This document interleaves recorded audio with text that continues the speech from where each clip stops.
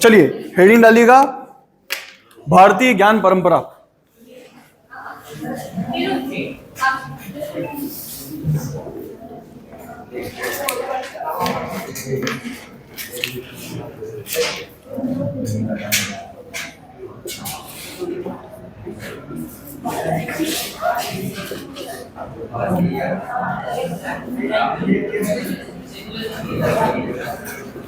भारतीय ज्ञान परंपरा पूरा मतलब पूरी चांसेस है कि इससे प्रश्न आए। प्रश्न ऐसा आएगा कि भारतीय ज्ञान परंपरा से आप क्या समझते हैं, चाहो तो लिख सकते हो इस प्रश्न को भी, है ना। भारतीय ज्ञान परंपरा से आप क्या समझते हैं, भारतीय ज्ञान परंपरा की विशेषताएं बताइए। ठीक है, पढ़ना चालू करें। आप लोग खड़े हुए क्यों हैं?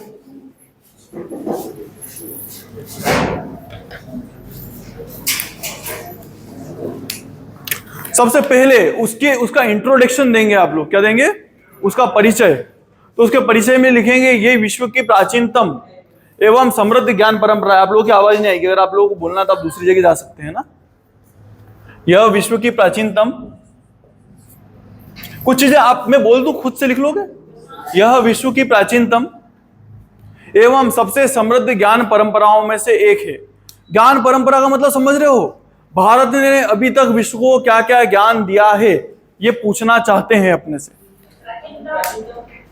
यह विश्व की प्राचीनतम एवं सबसे समृद्ध ज्ञान परंपराओं में से एक है। प्राचीनतम एवं समृद्ध ज्ञान परंपराओं में से एक। यार ये थोड़ा मन से लिखा करो, मतलब मैंने जो बोला उसको रटने की जरूरत थोड़ी है। सबसे पुरानी है, सबसे अच्छी है, समृद्ध है। अपन ने दुनिया को बहुत कुछ दिया है इसलिए समृद्ध बोल रहे हैं। उसमें ऐसा थोड़ी मेरे शब्द जोड़ोगे, खुद के हिसाब से लिख देना दोस्त।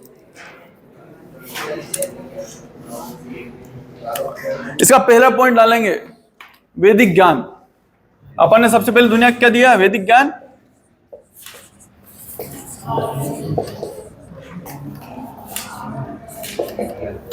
मैंने आप लोग वेद पढ़ाए थे, क्या क्या पढ़ाया था उसमें?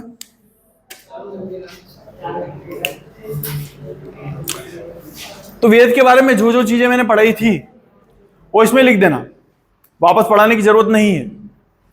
शॉर्ट में बता रहा हूं कि 4 वेद हैं। यह विश्व की प्राचीनतम ग्रंथ है। इसमें विश्व के प्राचीनतम उदाहरण मिलते हैं, जैसे प्राचीनतम दर्शन मिलता है, एकेश्वरवाद का प्राचीनतम सिद्धांत मिलता है।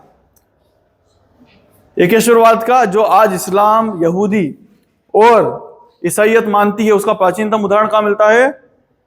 किसमें मिलता है? ऋग्वेद में। बता पाओगे ना? कृषि के प्राचीनतम ज्ञान कहां मिलता है? तो वेदों में मिलता है। दर्शन का प्राचीनतम ज्ञान कहां मिलता है? वेदों में मिलता है। गणित का प्राचीनतम सूर्य सूत्र है, जिसमें बता रखा है कि जो अपन यज्ञ करते हैं उसकी मेथी कितनी बड़ी रहेगी, मतलब कितना कितना चौड़ा और कितना लंबा रहेगा, वो सूर्य सूत्र है। वो काय का सूत्र है? गणित का सूत्र है। विश्व में रेखा गणित का प्राचीनतम उदाहरण कहां मिलता है? वेद में मिलता है। शिक्षा का सबसे प्राचीनतम उदाहरण कहां मिलता है? वेद में मिलता है। गायन का प्राचीनतम उदाहरण कहां मिलता है? वेद में मिलता है। ये सब बता पाओगे? तो ये सबसे पहले तो अपन ने वेद के बारे में बता दिया। ये 4 वेद हैं हमारे पास में, जो पूरी दुनिया को क्या कर रहे हैं? ज्ञान दे रहे हैं। ये ज्ञान ही तो पूछ रहा है कि आपने दुनिया को क्या दिया। तो पहला उदाहरण आपने काय का दिया है? वेदों का। दे पाओगे? मैंने जो बताया उसको लिख लेना। अभी लिखने की जरूरत नहीं है, एक बार और देख के लिख लेना, पर लिख लेना। वेद पहला पॉइंट, टॉपिक डाल के वेद के बारे में।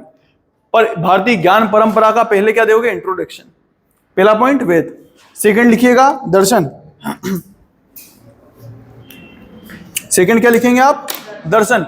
विश्व में सबसे प्रसिद्ध दर्शन कहां का है? भारत का और यूरोप का। यूरोप में भी कहां का? तो जो ग्रीक फिलोसोफर हुए उनका पढ़ते होंगे ना, अरस्तु, प्लेटो, इनका दर्शन। अपना दर्शन इतना महान था कि एक दार्शनिक का नाम सुना होगा आपने, ओशो। अभी बहुत ज्यादा विख्यात हैं, सुनते होंगे आप लोग भी उनको। उनका असली नाम था रजनीश। उन्होंने अमेरिका में जाके अपना एक नगर बसा दिया था, रजनीशपुरम। और अमेरिका की सरकार उनसे इतना ज्यादा घबरा गई थी कि इसके रहते हुए हमारे पूरे जो व्यवस्था है वो क्या हो जाएगी? खत्म हो जाएगी। तो उन्होंने उनको जहर देके मारा था अमेरिकी व्यवस्था ने। मतलब सोचो, एक व्यक्ति की वाणी इतनी प्रखर थी, उसका दर्शन इतना प्रखर था कि उसने अमेरिका जैसे देश की जो सुपर पावर है उसको हिला के रख दिया था। समझ रहे हो दर्शन? मैं कोई सी चीज समझाता हूं गहराई से किसी चीज के बारे में, तो वो क्या होता है? दर्शन होता है कि किसी चीज को देखने का तरीका। ऐसे तो पूरी दुनिया देख रही है, पर आप किस ढंग से देख रहे हो? ऐसे भारत ने अलग अलग दर्शन दिए हैं, अपन ने तो पढ़े नहीं है। उसकी गहराई में घुसोगे तो बस समझ आओगे अंदर, बहुत बहुत गहरी चीजें हैं। भारतीय दर्शनों को अपन कितने पार्ट्स में बांटते हैं बेटा? 2 पार्ट्स में। मैंने बताया है आप लोगों को 2 पार्ट्स कौन कौन से होते हैं, एक तो आस्तिक और दूसरा नास्तिक। आस्तिक दर्शन, दूसरा क्या है? नास्तिक। नास्तिक होता है कि नास्तिक होता है? थ होता है ना, नास्तिक है ना, नास्तिक दर्शन। ठीक है, आस्तिक और नास्तिक दर्शन। नास्तिक दर्शन तो मैंने आप लोगों को पढ़ा रखे हैं, कौन कौन से हैं? नास्तिक दर्शन पढ़ाए थे, कौन कौन से हैं? जल्दी बताओ, कौन कौन से नास्तिक दर्शन पढ़ाए हैं मैंने? ध्यान में आ रहा है कुछ? मैंने बताया था नास्तिक दर्शन है। यूरोप में नास्तिक दर्शन का मतलब कुछ और होता है, भारत में कुछ और होता है, जो वेदों को नहीं मानते हैं। कौन कौन से नास्तिक दर्शन पढ़ाए थे आप लोगों को? बताओ। आप लोगों को ध्यान में नहीं है, मतलब आप लोग ढंग से पढ़ ही नहीं रहे हो। कौन से नास्तिक दर्शन पढ़ाए थे मैंने आप लोगों को? बौद्ध और जैन बताए थे। बौद्ध नास्तिक दर्शन है, जैन भी क्या है? नास्तिक दर्शन है। बौद्ध जैन ये 2 हो गए। एक और तीसरा नास्तिक दर्शन है चवार्क दर्शन। चावार्क दर्शन है ना, चारवाक दर्शन। चारवाक दर्शन, ये दर्शन ही बोलता है कि जो अपने सामने है वही सत्य है, जो अपने सामने नहीं है वो सत्य नहीं है। मतलब जो चीज मैंने देखी नहीं उसको मानूं क्यों? इसका कहना है कि बस ये मौत है, इसके बाद में कुछ भी नहीं है। इसका मानना है कि जितना ऐश कर सको उतना ऐश करो, चाहे ऐश आप उधारी लेके करो, जो करना वो करो, मजे करो, बस उधार लेके करो, लौटाओ मत कभी जिंदगी में। आगे तो कुछ होना ही नहीं है, स्वर्ग नरक मिलना नहीं है, पुनर्जन्म होगा नहीं, तो सजा मिलनी नहीं है, जो करना हो करो। ये क्या दर्शन बोलता है? चावार्क दर्शन। ये तीनों दर्शन क्या है? नास्तिक दर्शन। 6 दर्शन क्या है? आस्तिक दर्शन। ये दुनिया को हमने दिए हैं। एक सांख्य दर्शन है, सांख्य। एक वैशेषिक है, एक पूर्व मीमांसा है, पूर्व मीमांसा। एक योग है और एक न्याय है। कितने हो गए? 1 2 3 4 5, एक और बच रहा है। सांख्य न्याय हो गया, सांख्य हो गया, विशेषिक हो गया, पूर्व मीमांसा, वेदांत। आखिरी कौन है? वेदांत। ये विश्व को 6 दर्शन अपन ने दिए, आस्तिक और 3 नास्तिक दर्शन। समझ में आ रही बात? बहुत गहरे दर्शन है ये। हमने किसको दिए हैं? पूरे विश्व को। समझने वाले समझते हैं। आगे बढ़िए। हमने विश्व को क्या दिया है? गणित का ज्ञान दिया है, गणित और विज्ञान।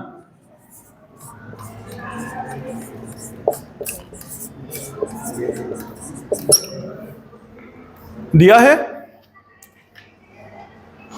शून्य की खोज किसने करी थी? भारत ने करी थी ना। शून्य की खोज भारत कर रहा है। दशमलव की खोज किसने करी थी? वो भी भारत ने ही करी थी। तो यहां लिख सकते हैं शून्य, दशमलव।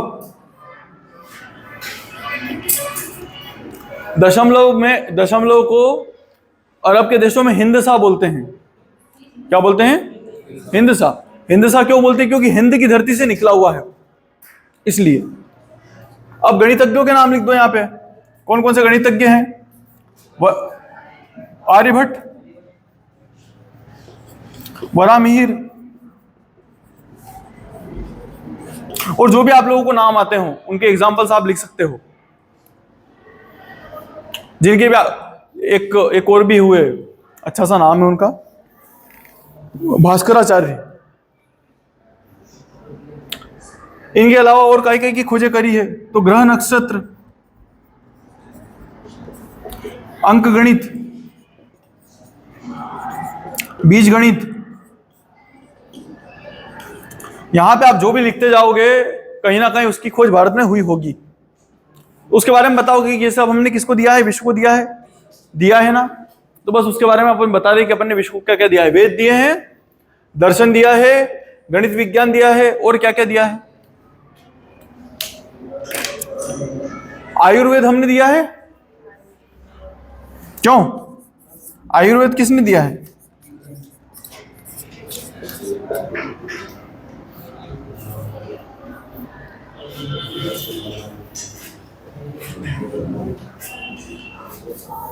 आयुर्वेद किसने दिया है? हमने दिया है। चिकित्सा हमने दी है। आयुर्वेद चिकित्सा पद्धति, कुछ भी लिख दो, है ना, चिकित्सा।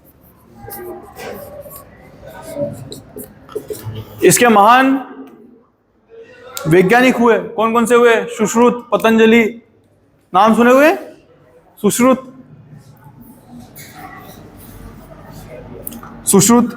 पतंजलि।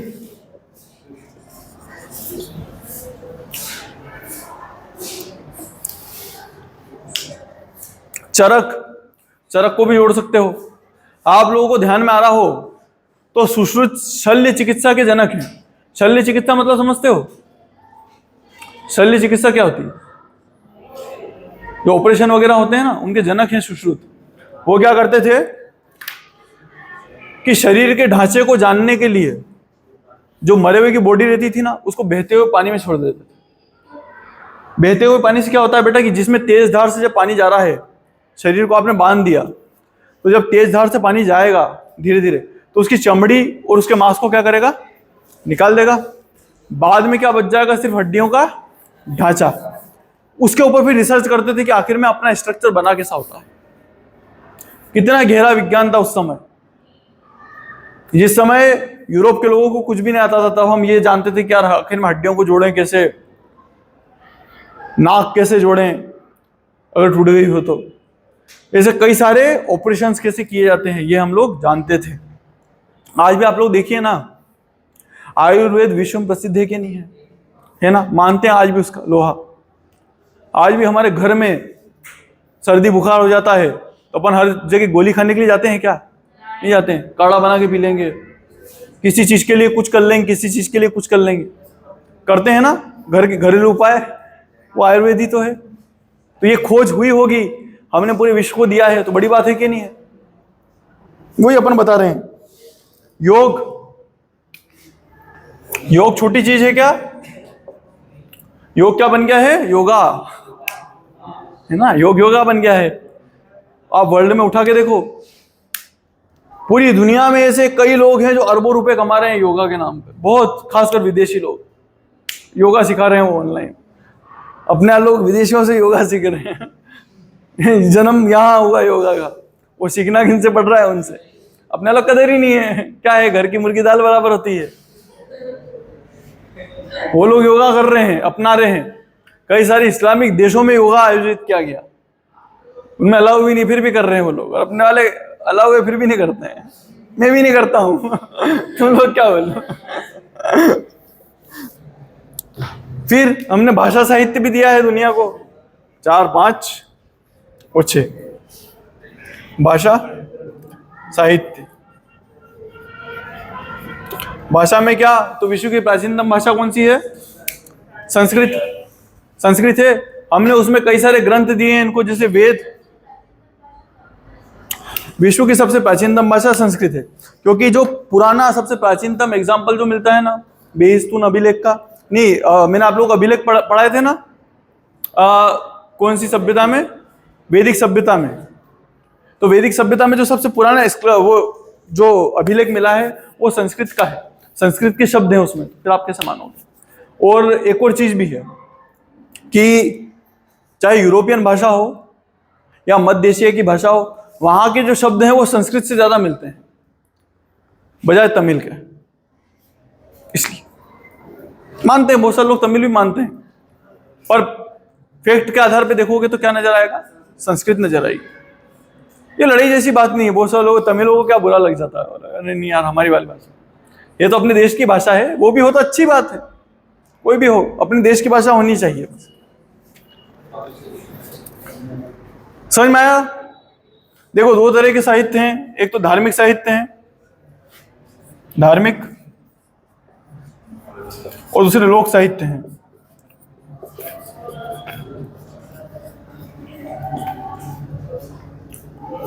धार्मिक साहित्य में क्या लिख दोगे? वेद लिख दोगे, पुराण लिख दोगे, रामायण लिख दोगे, महाभारत लिख दोगे, त्रिपिटक लिख दोगे, दिए ना अपन धार्मिक साहित्य जो तुमको आते हो भाई, रटने की जरूरत नहीं है। तुमको धार्मिक साहित्यों के नाम नहीं पता है क्या? लिख दोगे ना अपने मन से यहां धार्मिक साहित्य। लोक साहित्य क्या होते हैं? जिसमें धर्म से इतना लेना देना नहीं है उस चीज का। जैसे आपने कालिदास की रचनाएं देखी होगी, मालविका, अग्निमित्रम, अभिज्ञान शाकुंतलम, वहां भगवान का कुछ बातें हैं क्या, राजाओं की बातें हैं, तो उसको यहां लिख सकते हो। फिर और भी चीजें हैं, जैसे अष्टाध्याय लिख सकते हो, हाँ जो भी उनके हाँ लिख सकते हो भाई, बस उसका नाम आना चाहिए कि रासलीला किसकी बता रहा है भाई तू। भगवान कृष्ण की रासलीला तो धार्मिक साहित्य में आएगा वो। आप जो चाणक्य ने लिखी है अर्थशास्त्र, उसको बता सकते हो। आपके मन में जो भी प्राचीन साहित्य आता हो जिसने दुनिया को कुछ दिया, अर्थशास्त्र तो बहुत इंपॉर्टेंट है, तो यहां लिख पाओगे? लोक साहित्य में कर पाओगे ना बेटा? जितना खुद से कोशिश करोगे ना उतना अच्छा है। मैंने आपको पॉइंट बना के दे दिए हैं। वेद के बारे में लिख देना, दर्शन मैंने आपको बता दिया क्योंकि आप लोगों को नहीं आता। गणित के बारे में लिख देना, गणित के बारे में कौन कौन सी विधाएं पता है, कौन कौन से वैज्ञानिक पता है गणित के। चिकित्सा के बारे में लिख सकते हो कि यह शल्य चिकित्सा हमारे यहाँ हुई, हमारे यहाँ जो चमड़ी से रिलेटेड बीमारियां उनके इलाज होते थे, जलने से रिलेटेड बीमारियों के इलाज होते थे, जो भी हो। ये भी लिख सकते हो कि उनको इस स्ट्रक्चर कैसे मालूम होता था तो चलती हुई नदी में छोड़ देते थे अपने मन से। योग के बारे में महत्ता लिख सकते हो, योग कितना इंपॉर्टेंट है। भाषा और साहित्य के बारे में लिख सकते हो कि प्राचीनतम भाषाएं दी है हमारी, विश्व की प्राचीनतम भाषाएं किसकी? हमारी। उनसे विश्व ने भाषाएं सीखी है। अगला क्या बता सकते हो? साहित्य बता सकते हो, साहित्य के बारे में। यहां तक समझ में आया? कोई डाउट तो नहीं है? अगला प्रश्न बनेगा, भारतीय ज्ञान के संरक्षण के साधन क्या क्या थे या माध्यम क्या क्या थे? तो भारतीय ज्ञान के संरक्षण के माध्यम लिख लो। इसको खुद से कनेक्ट करोगे बेटा तो ज्यादा अच्छा समझ में आएगा, बजाय रटने के। रटने जैसी बातें बताई क्या मैंने? रटने जैसी बातें हैं क्या? अरे जो आप रोज देखते हो, जो दुनिया हमसे सीखी है, बस वही तो बताया। और आपके मन में भी कुछ आ सकता है तो बता सकते हो। जैसे आपके मन में आ रहा हो कि नहीं यार सर आप एक और चीज भी तो देखो, अपने आप मूर्तियां कितनी अच्छी है, तो मूर्ति कला भी विश्व में सीखी है। आप ये देखो आर्किटेक्चर कितना अच्छा है, इतने सुंदर मंदिर कहीं दिखेंगे क्या? मंदिरों की कला सीखी है, मंदिर बनाने की, स्कल्पचर कला। ये सब चीजें भी लिख सकते हो जो आपको मन में आए बेटा, जो चीज अच्छी लगे। आप अगर आज भी कुछ देखते हो कि विश्व हमसे कुछ सीख रहा हो, बता सकते हो। टॉयलेट सिस्टम वो आपको सिंधु घाटी सभ्यता में मिलेगा, उसका एग्जांपल देके बताओ कि हमने ये विश्व ने हमसे सीखा है। हाँ, ये सब बता सकते हो। आप ये तक बता सकते हो कि शैम्पू की खोज कहां हुई है? भारत में। सब चीजें बता सकते हो भाई।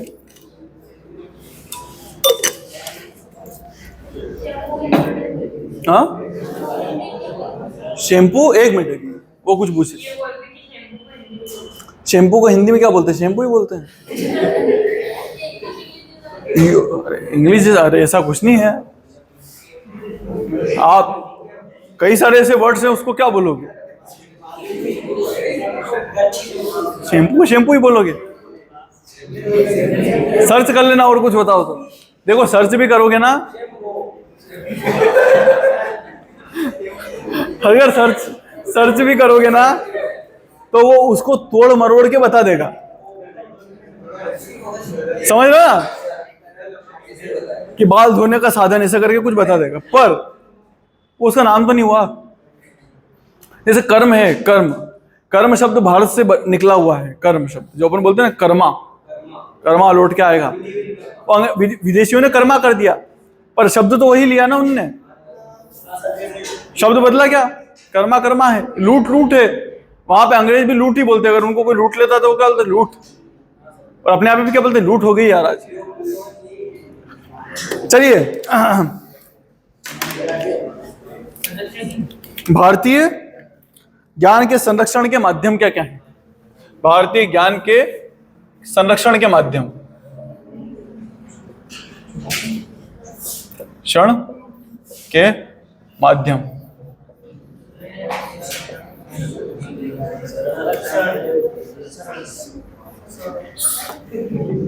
ठीक है, अब सही है, संरक्षण के माध्यम। पहला है श्रुति, श्रुति साहित्य, श्रुति साहित्य। बेटा श्रुति साहित्य मतलब समझते हो? ऐसी चीज जो सुनी जाती हो, यह शाश्वत होती है, यह परमात्मा द्वारा दी जाती है। जैसे वेद, वेद किसी ने लिखे हैं क्या? किसने लिखे हैं वेद? ब्रह्मा जी ने लिखे हैं, किसने भी नहीं लिखे बेटा वेद। वेद किसने दिए हैं? ईश्वर ने दिए हैं इंसानों को सीधे। उसका बस संग्रह हुआ है। जो आप लोग जो देखते हो कृष्ण द्वैपायन वेद व्यास, उन्होंने क्या करा? उसका संकलन करा है, मतलब अलग अलग लाके जोड़ दिए। पर वेद लिखे हैं क्या उन्होंने? नहीं लिखे। अच्छा, वेद लिखे भी गए थे क्या? नहीं, वेद तो मौखिक थे। इसलिए श्रुति बोलते हैं जिसको सुन के सीखते हैं, श्रुति साहित्य। आप आज भी देखते हो तो जब आप कभी मंदिरों में जाओगे, मंदिरों में आप देखते हो कि जो बड़े पुरोहित हैं वो अपने शिष्य हैं, बटुक बोलते हैं उनको, उनको लगातार वो बोलते जाते हैं और वो लोग दोहराते जाते हैं बजाय लिखने के। मंदिरों मंत्रों का उच्चारण नहीं सुना है क्या तुम लोगों ने? तो उच्चारण क्यों करते हैं? लिख के क्यों नहीं देते हैं वो सब? क्योंकि उनको बोलना ही है, तो बोल के ही सिखाएंगे ना, लिखना थोड़ी है उनको। आप घर में यज्ञ करवाते हो तो भगवान को लिख लिख के चिट्ठियां डालते हो क्या उस यज्ञ में? बोलते हो। पंडित जी भी दोहराते हैं, फिर आप बोलते स्वाहा, तो आप कर देते हो स्वाहा, करते हो ना। इसमें कहीं पे भी लिखने का काम हुआ? श्रुति सुनने का काम हुआ ना। यही श्रुति साहित्य है। मतलब भारतीयों ने अपनी परंपरा को कैसे संरक्षित करा है? तो सुन सुन के संरक्षित करा है। आप पूरे वेदों के मंत्र देखना, वेदों को शुरुआत में लिखा ही नहीं गया, बस उनको सुनाते थे। एक पीढ़ी से दूसरी पीढ़ी, दूसरी पीढ़ी से तीसरी पीढ़ी, सिर्फ सुनाया जाता था, लिखाया नहीं जाता था। श्रुति साहित्य। अगला देखिए, स्मृति साहित्य।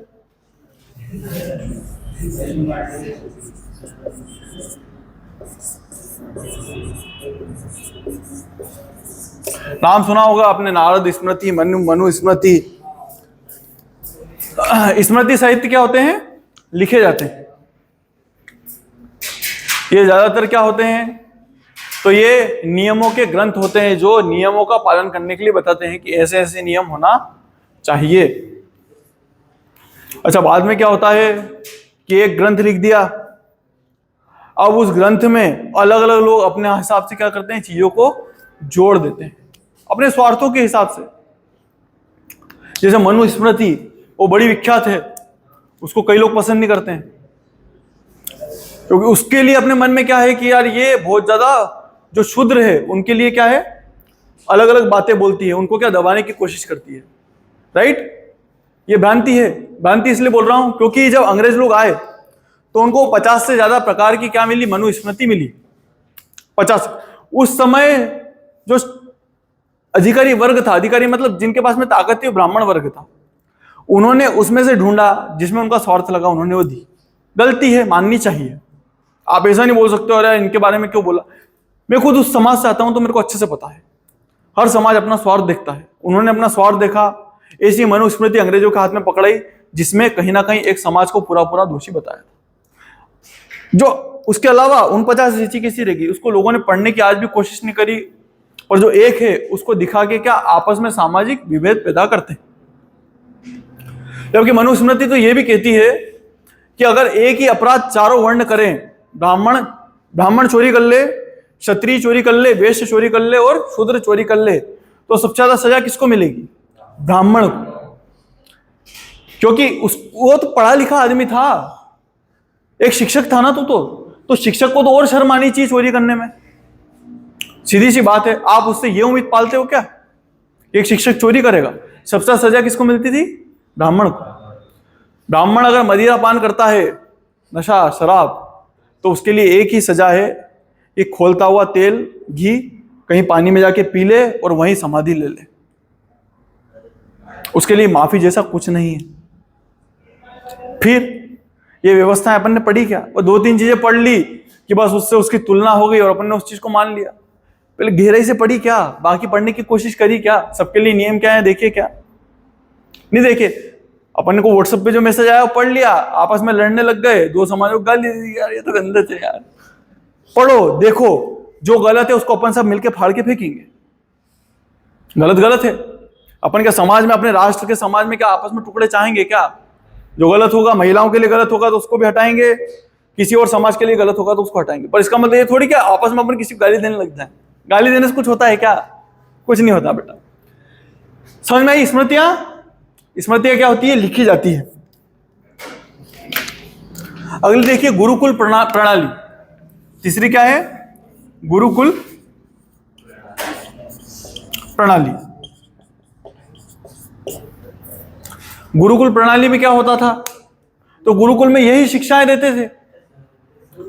जो भी ज्ञान की चीजें थी, गुरुकुल में क्या क्या सिखाते थे आपको? तो जितने भी ग्रंथ थे उनको कंठस्थ करवाते थे, उनके अर्थ समझाते थे, उनको बोलना कैसे, उसका महत्व क्या है, ये सब सिखाते थे। आज भी देखते हैं आप गुरुकुल प्रणाली, गुरुकुल दिखेंगे आज भी बहुत सारे, ये उसी से संबंधित है। वो भी ज्ञान को संग्रहित कर रहा है, बचा के रख रहा है। ठीक है, आगे बढ़ते हैं। चौथा,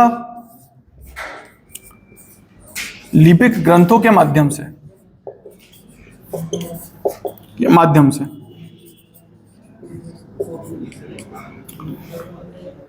आप लोगों ने देखा होगा बहुत सारे जो पुराने घर हैं या पुराने मंदिर हैं, वहां पे ऐसे बहुत पुराने लकड़ी के ऐसे बने हुए पट्टिकाएं मिलेगी। उसको क्या बोलते हैं? अरे यार उसको कुछ बोलते हैं, जो ज्यादातर ताड़ के पेड़ की छाल से बनाते थे। ताम्रपत्र मिलेंगे, वो तांबे से बनते बेटा ताम्रपत्र। तो ताम्रपत्र इसका ही एग्जाम्पल है। आप ताम्रपत्र लिख सकते हो। इसमें क्या करेंगे? ताम्रपत्र पे लिख लेते थे। आज भी वो ज्ञान का साधन है कि नहीं है? अपन पुरानी चीज जान सकते हैं ना उसमें। ताम्रपत्र थे, भोजपत्र थे। भोजपत्र भी यही थे, उनपे लिख के सजा, मतलब संभाल के रखते थे उनको। और आज भी आप उनसे ज्ञान प्राप्त कर सकते हो। मंदिरों में भरे पड़े हुए हैं भोजपत्र, भरे पड़े हुए हैं। कई सारे तो खराब हो गए क्योंकि उनकी देखभाल करने वाला कोई नहीं और अपने को कदर है नहीं। अगले लिखिए, विश्वविद्यालय। अपने वाले विश्वविद्यालय नहीं है यार। जैसे नालंदा विश्वविद्यालय, तक्षशिला विश्वविद्यालय, विक्रमशिला विश्वविद्यालय, ओदांतपुरी विश्वविद्यालय, ये विश्वविद्यालय केंद्र थे जहां पे कई सारी पुस्तकें लिखी जाती थी। ऐसा थोड़ी क्या तुम आ गए ना, एडमिशन हो गए तो तुम लोग कदर नहीं है, नींद आती रहती है। आप लोगों को नालंदा विश्वविद्यालय के बारे में बताता हूं कि वहां पे अगर 100 विद्यार्थी जाते थे एडमिशन के लिए, 100, तो 100 में से सिर्फ 10 लोगों का एडमिशन होता था। सिर्फ 10 का। 10 लोगों के एडमिशन से पहले उसकी परीक्षा होती थी। कुछ सब्जेक्ट थे जो पढ़ना निश्चित था। जैसे आप लोगों को जो होती है ना मेडिकल साइंस, वो पढ़ाते ही थे हर व्यक्ति को। अभी तुम लोग सीधे आए हुए हो तो तुमको कदर नहीं है। अमेरिका में जब किसी का सिलेक्शन हो जाता है ना महाविद्यालय में, तो उसके आंसू आ जाते हैं खुशी के मारे। बोले यार कॉलेज में सिलेक्शन हो गया। अपने यहाँ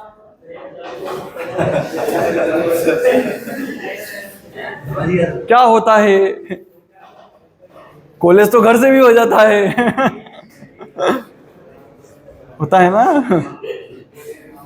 क्या होगा आने से? आज रहने देते हैं यार, कल चलेंगे। आज घूम लेते हैं बाहर। क्लास तो क्या होती है क्लास? लिटरली अमेरिका में लोग रो देते हैं, उनके सिलेक्शन नहीं होते महाविद्यालय। चाइना में तो एग्जाम होती है खतरनाक, उस एग्जाम की तैयारी करते हैं वो लोग कि यार अपन कॉलेज में एडमिशन कैसे भी पालें। जैसे अपना नीट की तैयारी करते हैं, JEE की, नीट की JEE की, वैसे तैयारी करते हैं वो लोग कॉलेज में एडमिशन पाने के लिए। आर्ट्स में भी अपने यहाँ तो बस चल रहा है, बढ़िया मजे हैं। मैं भगवान से प्रार्थना करता हूँ वो मजे खत्म हो आगे वालों के लिए। उनको कदर होगी क्या कभी? हो ही नहीं सकती। आप लोगों को है कदर? सच सच बताना, बिल्कुल सच। फ्री पॉकेट मिल गया ना कॉलेज, फीस के नाम पे कुछ होता है क्या? कुछ भी नहीं। कुछ रोक टोक है क्या? कुछ भी नहीं। लग रही क्लास, नहीं लग रही क्या उखाड़ लेंगे। सीसी दे रहे हैं, नहीं देना तो मत दो। होता है ना ऐसा? असली आपकी बात नहीं है बेटा, पूरे क्षेत्र का यही हाल है, पूरे देश का यही हाल है सरकारी कॉलेज में। पर जो मैं बता रहा हूं, प्राचीन काल के विश्वविद्यालय इतने महान हुए कि ऐसे ऐसे महान वैज्ञानिक निकले, डॉक्टर्स निकले, दार्शनिक निकले कि आज भी अपन उनको पढ़ते हैं। आप इसकी महत्ता उसी स्तर पे नाप लो कि जब यहां पे बख्तियार खिलजी गया नालंदा विश्वविद्यालय में, और जब उसने इसको जलाया तो आप लोग पता है 6 महीने तक जलता रहा। इतनी बुक्स थी वहां पे, 6 महीने तक जलता रहा। भगवान ना करे, मैं नहीं चाहता, पर एक एग्जांपल बता रहा हूं कि यहां पे पुस्तकालय है,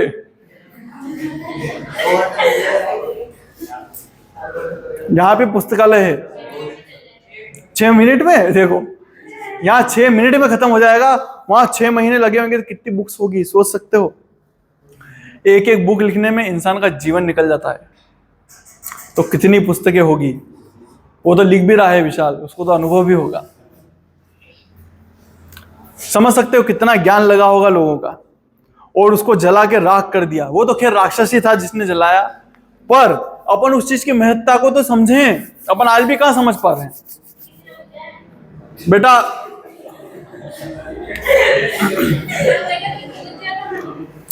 ऐसा होता है कि सर्दी के दिन आए थे वहां पे, उन लोगों ने कभी ये सब चीजें देखी नहीं थी। ज्ञान क्या होता है, विज्ञान क्या होता है, उन लोगों को इस सब चीजों से मतलब भी नहीं था। उनके लिए ऐसा हुआ था कि बख्तियार खिलजी भारत आया तो बख्तियार खिलजी बीमार पड़ गया। जब बख्तियार खिलजी बीमार पड़ा तो उसके स्वस्थ होने के कोई चांसेस नहीं थे। तो किसी ने बताया कि एक विश्वविद्यालय है नालंदा, वहां के जो डॉक्टर्स हैं, चिकित्सक हैं, वो बहुत महान हैं, वो इलाज कर देंगे। तो बख्तियार खिलजी ने सोचा कि इलाज करवाना है, इलाज कैसे करवाएं? एक हिंदू से तो इलाज नहीं करवाएंगे, भले मर जाए तो मर जाए। तो उसके जो सेना नायक थे उन्होंने जाके बोला कि मत मरो बख्तियार खिलजी, कैसे भी करके इलाज करवा लो अपना। जान से बढ़ के कुछ है क्या? जान है तो ये सब आता है तुमको है? अब यार पूछा था बेटा, तुम छोटे छोटे होते तो मारता, कसम से मारता तुम। बड़े बड़े हो गए हो, क्या डांटो ने क्या मारो। अभी मैंने पूछा था यहाँ पे कि मेरे को 3 नास्तिक दर्शन बता दो तो तुम्हारे मुंह नहीं खुले थे। और अभी पूछा जान है तो जान है, दुनियादारी सब आती है ना तुमको।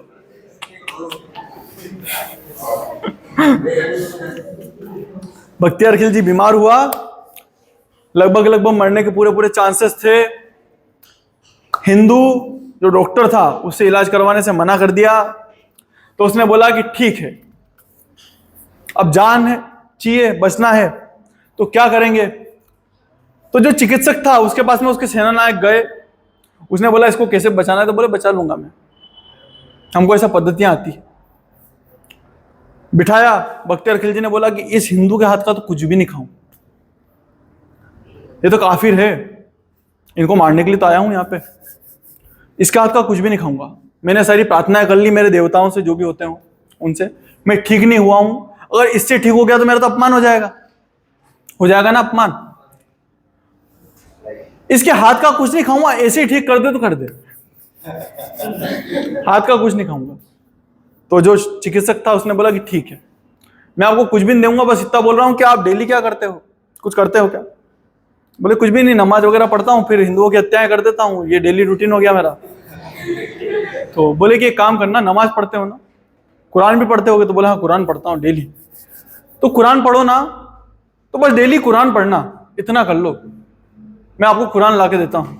बोले ठीक है यार, कुरान दे रहा है, तेरी इच्छा तो नहीं कन्वर्ट होने की? पूछा भी होगा उससे। बोले नहीं मेरी कोई इच्छा नहीं, मैं हिंदू ही अच्छा हूँ, पर ये कुरान डेली पढ़ो। वो डेली कुरान पढ़ता, पलट पलट के डेली पढ़ता। देखा तो धीरे धीरे ठीक होने लग गया, धीरे धीरे पूरा ठीक हो गया वो तो। और उसको यकीन नहीं हो रहा, बोले दवाई तो दी नहीं मेरे को। बोले डॉक्टर ने ठीक कैसे करा? फिर उसको बुलवाया, मंत्री बैठे हुए मस्त एकदम ठीक। बोले यार तूने करा तो करा क्या, इतना बता मेरे को यार। ना तूने मेरे को हाथ लगाया, ना इंजेक्शन लगाया, ना बोतल चढ़ाई थी, तूने मेरे को दवाई भी नहीं दी, तूने मेरे को ठीक करा तो करा कैसे? तो उसने बोला आप कुरान पढ़ते थे ना, मैंने आपके कुरान के ऊपर लेप लगा दिया था दवाई का, फिर आप ऐसे करते, फिर बनने पलटते, फिर जीवान को टच करते, फिर बनने पलटते। तो दवाई तो खा रहे थे आप। खुशी की बात थी, उसको इनाम देना चाहिए था, उसको बुरा लग गया कि एक हिंदू ने कैसे ठीक कर दिया मेरे को, ये काफी ठीक करेगा क्या? उसने गुस्सा करा, उसकी हत्या करवा दी। वहां पे जितने भी शिक्षक थे उनकी हत्या करवा दी, तो पढ़ रहे थे उनकी हत्या करवा दी। और जो चिकित्सालय था, मतलब जो इनका लाइब्रेरी थी, उसको जलाना चालू करा। और जलते जलते कितना समय लग गया? 6 महीने। 6 महीने उनको ठंड नहीं लगी, क्योंकि लाइब्रेरी की किताबें जलती रही। समझ में आई कहानी? ये यहाँ लिख देना, यहाँ विश्वविद्यालय में लिख देना कि ऐसी स्थिति थी हमारे विश्वविद्यालय की। विश्व भर से लोग आते थे सीखने के लिए। आप लोग क्या लगता है हेनसांग फाइयान कहाँ आए थे? यहाँ पढ़ाई करने के लिए तो आए थे। आज अमेरिका जाते हैं ना, अमेरिका क्या कहता था?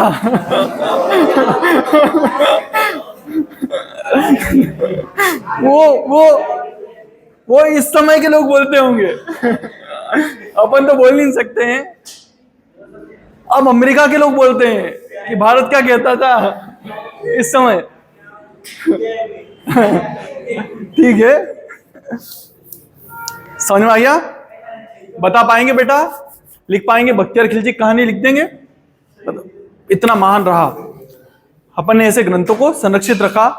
बाद के लोगों ने कदर नहीं करी, अभी भी हम लोगों को कदर नहीं। ठीक है, धन्यवाद बेटा।